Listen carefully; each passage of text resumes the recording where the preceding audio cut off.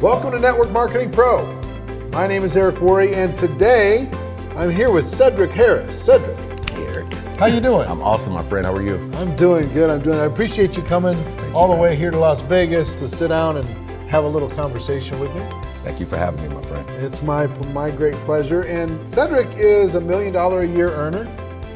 He's been involved in the profession for a number of years. We're going to learn a little bit about his story, but I'm a firm believer that success leaves clues. And there's nothing I like more than digging in a little bit and finding out what makes this person different than somebody who isn't making $1 million a year. What can we all learn from your experiences, from the things that have worked in your business and things that have been successful? So I hope you enjoy our conversation together. But Cedrick, why don't you start? I don't know a lot about your story. Okay. Prior to network marketing, where'd you come from?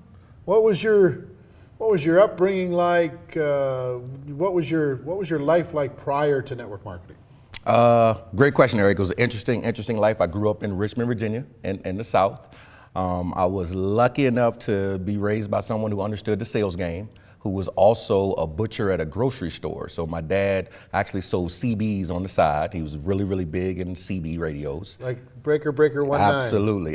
His Wow. handle was Amazing Spider-Man, so he talked to people all over the world. Obviously, fast forward 20 plus years later, the CBs don't exist anymore. Right. But I watched my dad sell a lot of CBs to a lot of his friends, and I started to learn the sales process back then. And then I would tell you that when I was in the 10th grade, I started selling candy. And I got really good at it. Now, was this like a school fundraiser type of thing? No, it was a Cedrick Harris fundraiser. So it wasn't for the band. It wasn't for the band. It wasn't for the Boy Scouts, Girl Scouts. It was for my pockets. So you go buy it and mark it up? Absolutely. So my dad, he worked at a grocery store. So I told my dad one day to bring me home a bag of blow pops. Okay. And he brought me home a bag of blow pops, and I sold those blow pops. And then I started buying Boston baked beans and Now Laters and Snicker bars, and before you know it, You're a candy store. I was a candy store, And How'd you carry all this candy? I had a big duffel bag. So I had my regular book bag, then I had a duffel bag that had all my candy in it. So literally 10th grade, 11th grade, that's how I fed myself, really, because ironically, Eric, one day I grew up in a neighborhood whereas it was my mom and my father, and about 5 minutes from my neighborhood was the projects. And that's really where I quote unquote grew up at, all my friends and family and Sure. everybody that I knew. And I was at home counting the money one day, and I counted out $110, and my mom walked in the door, and my mom said, "Where'd you get all that money from?" First thought in her mind is, "Where'd you get all that money from?" And I'm like, "Selling candy." She says, "You didn't make that much money selling candy." I said, "Yes, I did." She said, "You made $110 selling candy?" And I said, "Yeah." She said, "Well, I make $500 a week, so you don't need me anymore. So no more school clothes, no more Michael Jackson jackets, no more AJ jeans, no more none of that stuff. You're So on you your own." earned yourself on your own. 15 years old, I was about. It wasn't extra money anymore. It wasn't extra money anymore. I had no choice. Choice. It was the best thing entrepreneurially, though, that my mother could have ever did. The best thing, because from that point, I was an entrepreneur. I had to do it, and I was on commission. Thinking independently. Absolutely. You weren't looking for any allowance. No, there was no allowance. It wasn't coming. No.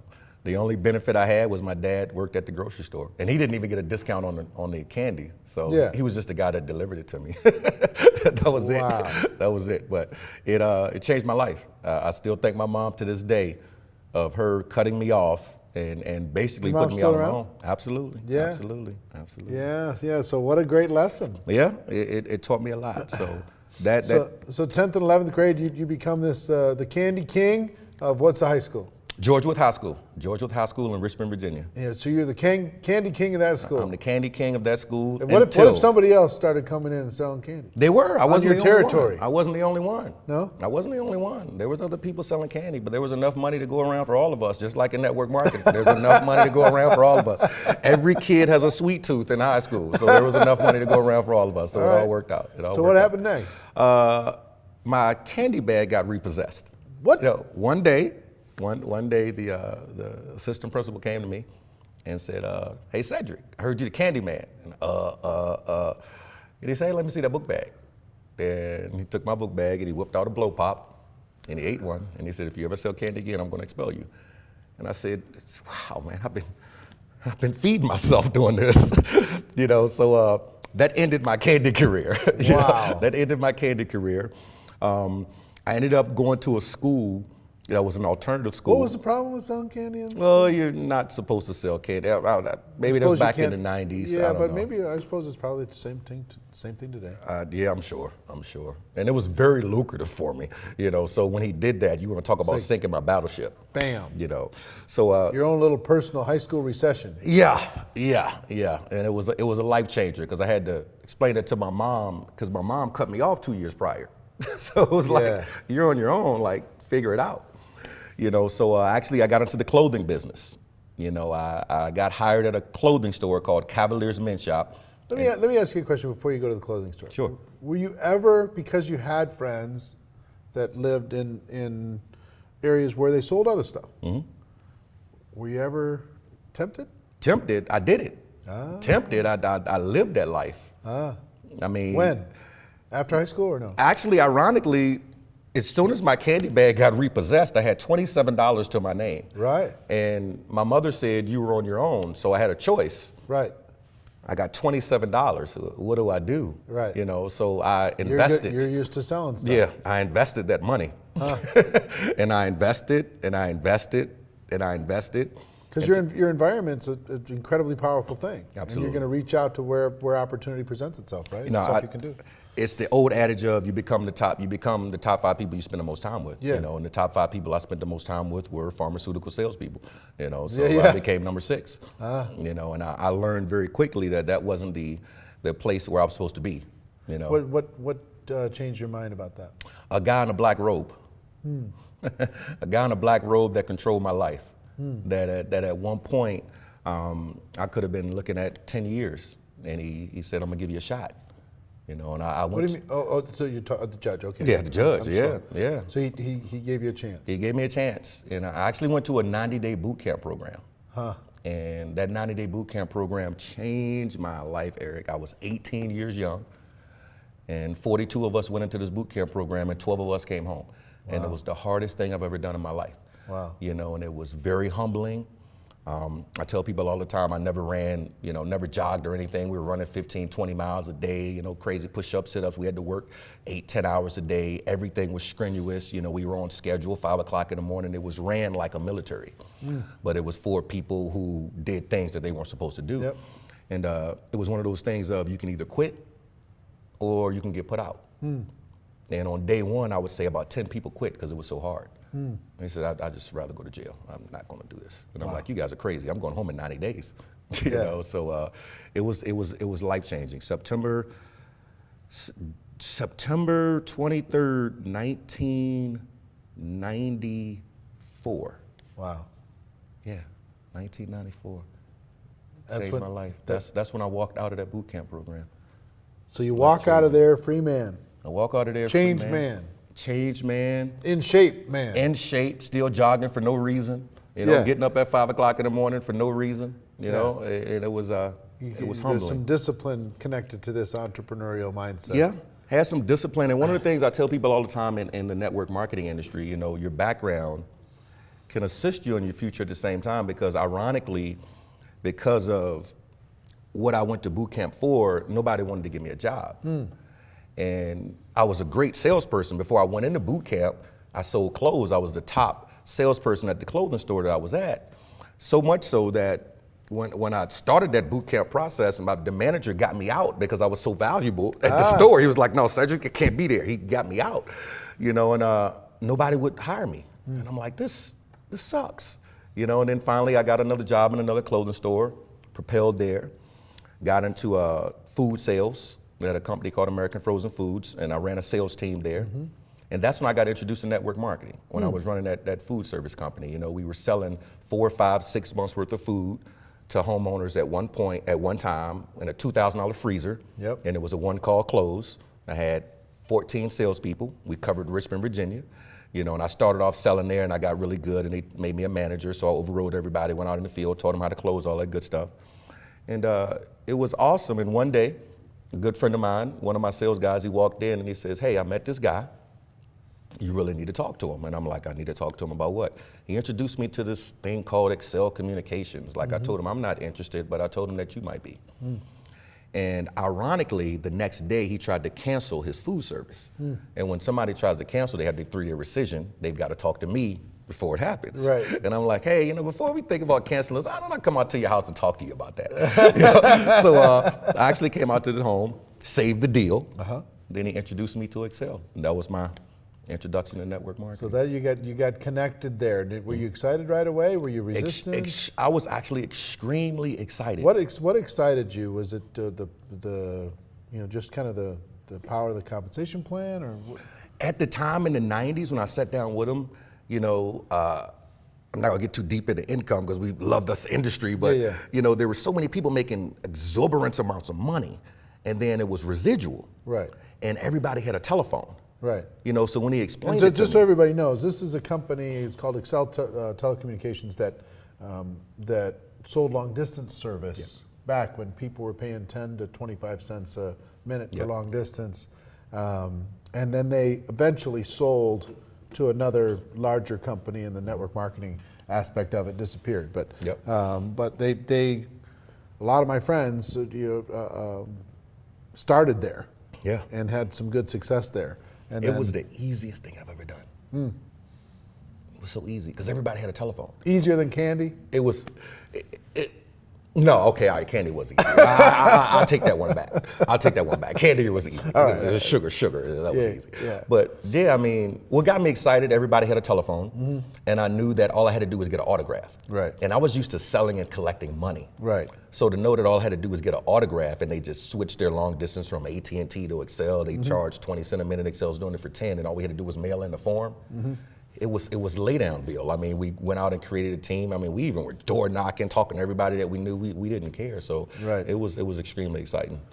So you move forward. Since that day, have you done anything else other than network marketing? Yeah. Did Excel, and then just like you said, the long distance portion, the networking side went away about a year later. And ironically, I ended up in the mortgage business. So I got in the mortgage business. I answered an ad in 2001 that said, this will be the last job you'd ever take in your life. And I said, yeah, right. And I showed up at the interview thinking that there was going to be a Kirby vacuum cleaner showing up or something crazy. And the guy told me, we do mortgages.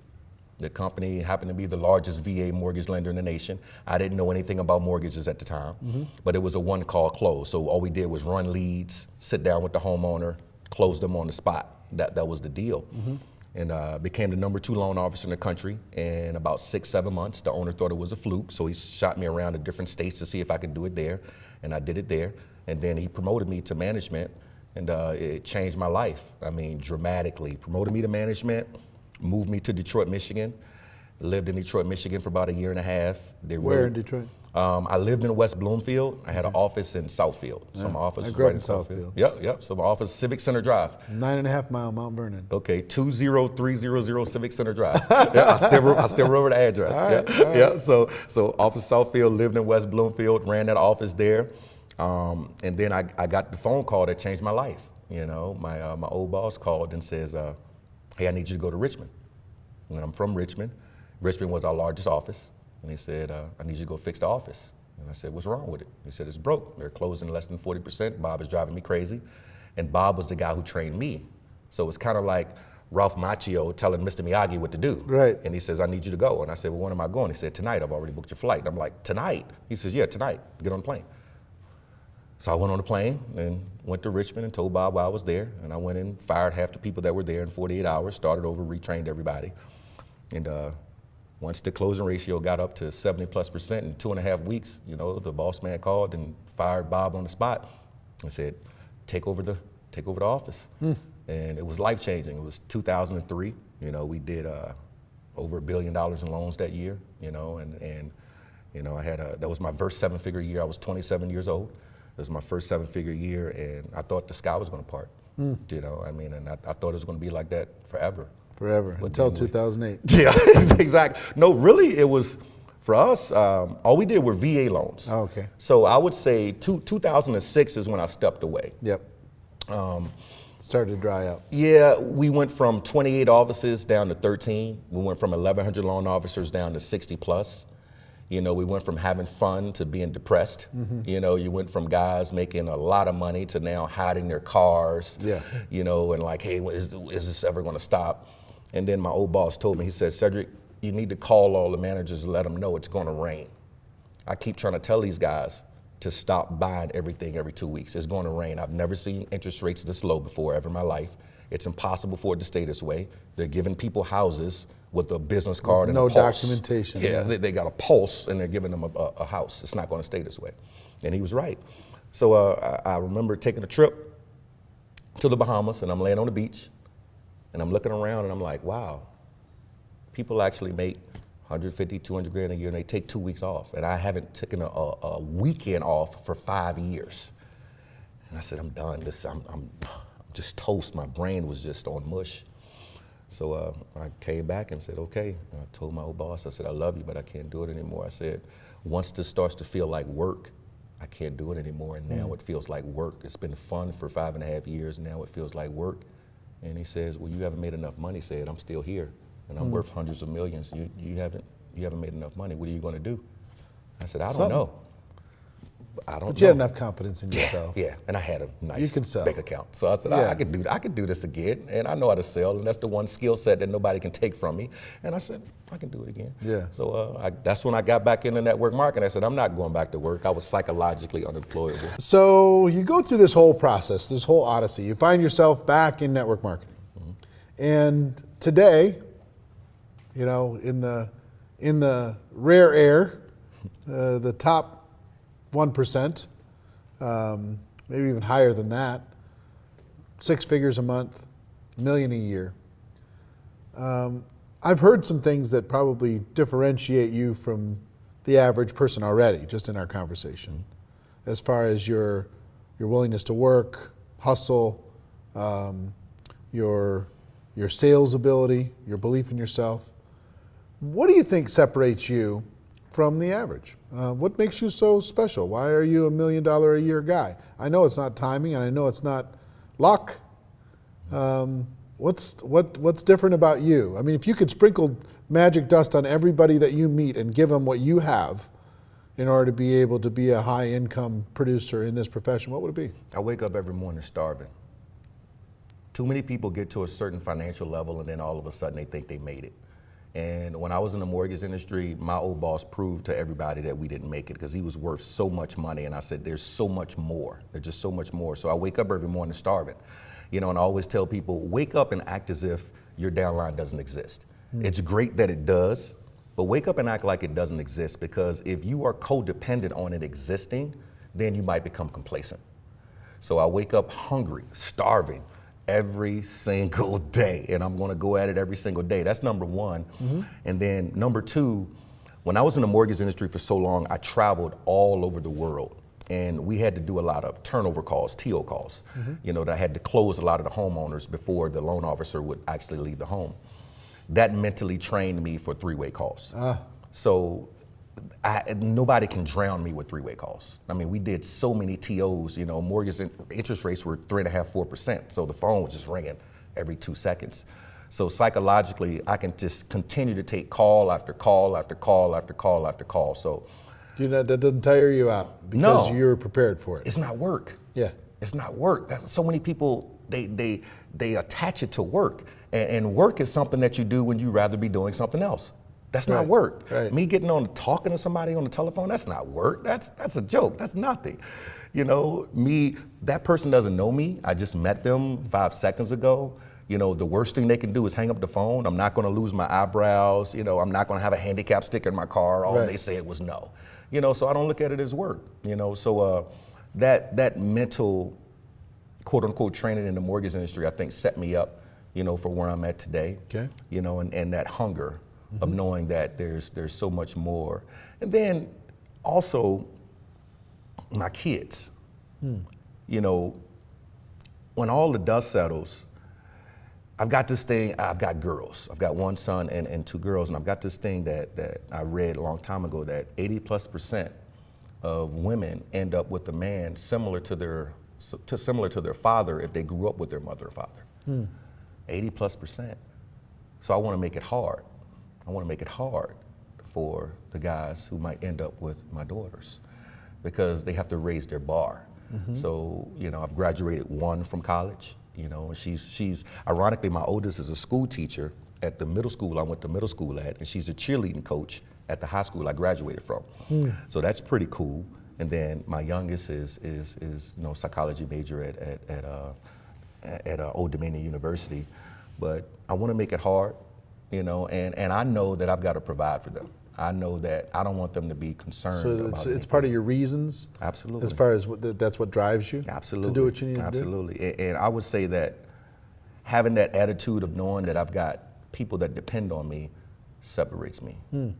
My mom depends on me. My father depends on me. My kids depend on me. Versus having a mindset where you're depending on somebody else.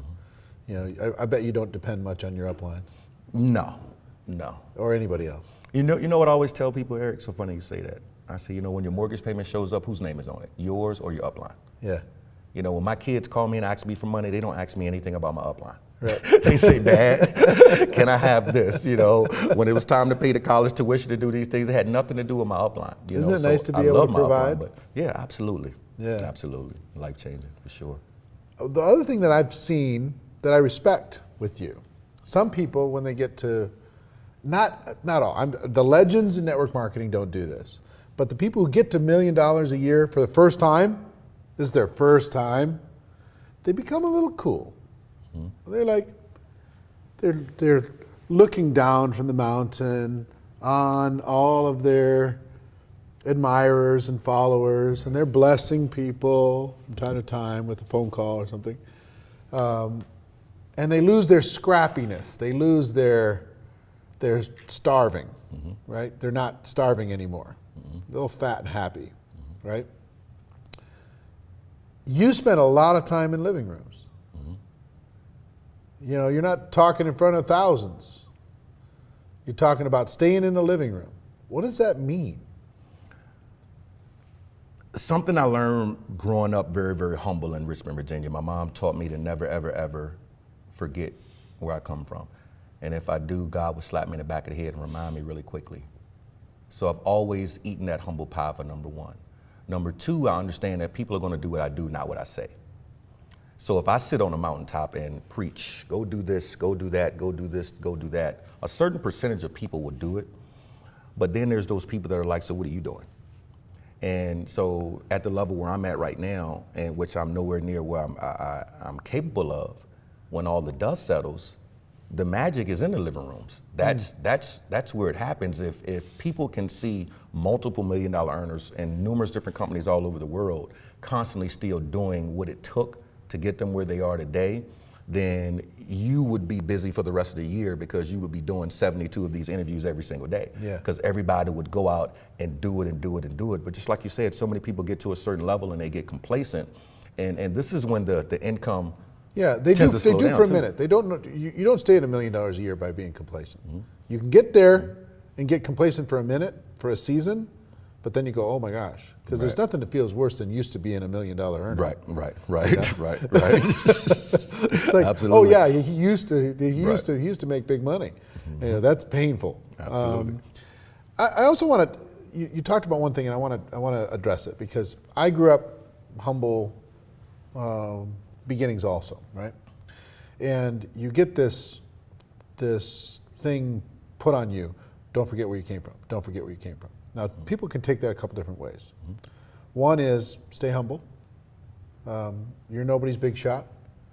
You're no different than anybody else. You might see things a little bit different, but you know, we're all created by God, and all of us have capabilities. Some are choosing to step into it, and some aren't. But the other side of don't forget where you came from is people making you feel guilty for being successful. Right. Have you had people when you were growing up, you know, from your friends, your neighborhood, family, whatever, try to make you feel guilty for your success? I've had a little bit of that. I can't say I've given it a lot of attention though. You know, and the reason I say I've had a little bit of that, I'm still in communications with a lot of the people that I grew up with, so they know that I haven't forgotten, where I came from. Secondly, I give back to a lot of different communities where I grew up at, and I like to speak in a lot of different places where people maybe have a very, very bad background and don't think that they can make it. So I want them to be able to know that they can do it as well. My thing of not forgetting where you come from, how it was instilled in me, is that I grew up in Richmond, Virginia, but my mother is from Farmville, Virginia. Farmville is a very, very, very small town, and every 2 weeks, she would take us there, my brother and myself, where at nighttime it got dark. There was no running water. There was an outhouse. There was a spring. We had to walk almost a mile to get spring water. And she did that even though we lived in a home in Richmond. She did that every 2 weeks, and my father would never go with us. My father's like, y'all do that country thing. My father didn't grow up in the country. That built so much of, you better not ever, ever, ever forget. Like, my mom walked to the spring a mile to get water. Like they had to go to an outhouse like 1 o'clock in the morning when it's bats flying around outside. You're like, I hold it until the sun comes up. Yeah. Like you don't forget. So that was something that was just so instilled in me, and then the things that I had to go through when I was 18, that made me remember that, hey, your things can be taken from you in a snap of a finger. They can be taken from you in a snap of a finger. So I can't ever forget any of those things. Those are the things that really, really keep my heart beating. Yeah, I love that. It takes courage, I think, sometimes to come out of a situation that's maybe a rough upbringing or whatever. I think it takes courage to be willing to take a step when other people are not willing to. Absolutely. And when you take a step and they don't, you're not leaving them behind. They're staying. They're choosing to stay. That doesn't mean you don't keep encouraging them, but it also doesn't mean you walk backwards. Right. You got to keep moving forward. Like you say, you don't give it that much power in your mind. Cool. Well, why don't you do this? The people who are watching here, they want to become network marketing professionals. Right. They're all different backgrounds, walks of life. They might have been successful, top of the mountain people. They might have incredible education. They might have had challenges when they were growing up or challenges today. They're, whether it's single parents or somebody who just lost their job or somebody who's been involved in network marketing for 3 years, never had a breakthrough, wondering if this is for them. Understanding that's a lot of different people, right? There'll be over 100,000 people that watch this. I'd like you to pretend for a moment that you're in the living room with them, and it's just the two of you, and they're sincerely asking, what do I have to do to be able to succeed here? And give them the counsel that you would give them one-on-one. Look in the camera and give them that counsel, and have a moment with them. Cool. So a couple of things I would say. First of all, I would tell you that you've got to get out of your own way. Too many times we think that our background, our surroundings, where we live, our parents, our kids, our husband, our wife, these are the reasons why we're not successful. So the first thing I would say is, number one, get out of your own way. You've got to get out of your own way and get these psychological things that might be going on in your mind. You've got the angel on one shoulder, you've got the devil on another that's whispering in your ear on, can you do this, can you do this, can you do this? So number one, you got to get out of your own way. Number two, you've got to find a mentor. You've got to find one or two people that you can pay attention to that have the results that you want, and follow them like a tick on a dog's back. And you can't deviate from that, because I tell people all the time, if you want to be a dentist, who do you learn from? You don't learn from an auto mechanic, you learn from a dentist. If you want to be the best dentist in Las Vegas, if you want to be the best dentist in Georgia, if you want to be the best dentist in Florida, you're going to go to the best school or learn from the best apprentice, the best dentist that you can actually learn from and become an apprentice. Okay, so you've got to put in that time to do so. Okay. Number three, I would tell you that something that I've done all my life is that I've been an unequivocal freak for events. And I mean that you've got to immerse yourself into personal development. This business, whether you're selling lotions, whether you're selling juice, whether you're selling coffee, whether you're selling skincare, no matter what you're selling, it's personal development with a product attached to it. That's what it is. So since you've got to become the better version of you each and every day, knowing that you've got to progress, if you want to attract bigger people in your life, then you've got to become a bigger person. You've got to become better at your skill sets. You've got to really focus on that personal development.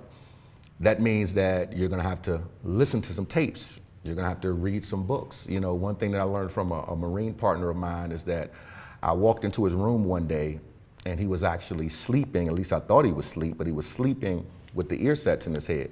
And I woke him up because it was time for us to go for a jog. And I said, Dave, what are you doing?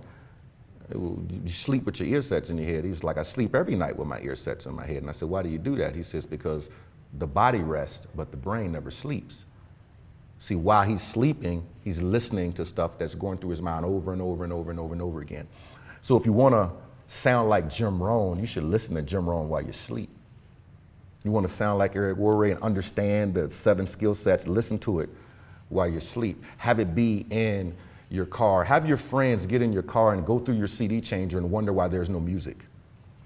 I can't tell you how many times some of our friends have gotten into my car. It's like, hey, where's the music at? And I'm like, that is music. That's not music. Yes, it is. It's money music. It's money music. I don't know what you're looking for, but it's money music. You see, I don't want to be a rapper. Not saying that I don't listen to music. Don't get me wrong. But I don't want to be a rapper when I grow up. Okay, that's not what I want to be when I grow up. I want to be a professional networker and a leader that is impacting lives all over the world. So since that's who I want to be when I grow up, I've got to listen to those types of people. So you've got to do that. That would be probably the biggest thing that I would tell everybody here, because there's 30 days in a month, 29 days this year in February, 31 days in some months, and there's not going to be 31 great days in your business. There might not be 31 great days of your life every single month. But the reality of it is that if you can elevate a lot of those days by what you control, meaning what you're putting in your mind, versus what other people are putting in your mind. See, somebody on Facebook can be putting things in your mind.